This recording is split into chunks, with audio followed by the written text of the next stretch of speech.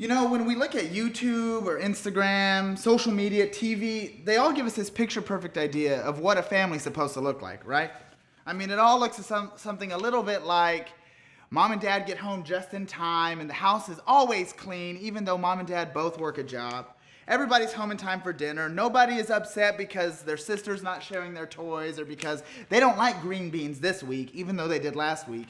Everybody just gets along. But the reality is, when you look at life, it's a lot more doing dishes, washing the clothes, taking out the trash, arguing about who has to take out the trash this week because I did it last week and now it's his turn. And really, when you look at it, life is just messy.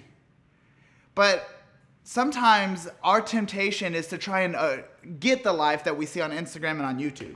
And if we're not careful, pretty soon we're spending all of our time trying to make sure that the house is spotless and that everybody gets along. And if we're not careful, actual life just passes us by. You know, it actually reminds me of a story in the Bible. There's a story where Jesus goes over to Mary and Martha's house, and they want to give him dinner. And so they do dinner, and one of the ladies is in there spending time with Jesus while the other is just quickly scrubbing dishes in the kitchen and trying to make sure it's all clean. And at some point she comes out and she's mad and she tells Jesus, it's not fair. I'm in here cleaning and doing everything and she's just out here spending time with you. And Jesus looks at her and says, don't you get it? She's figured it out. I don't care about the dishes. I don't care about that stuff. What matters is the relationship that she has with me. And I think when we apply that to our families, it can be very similar. You see, so often we want to make sure that our house looks like this picture-perfect household where everything's clean. And if you're not careful, you're going to spend all of your time doing the dishes and doing the laundry and making sure the house is spotless that you're going to miss out on the relationships being formed in the living room.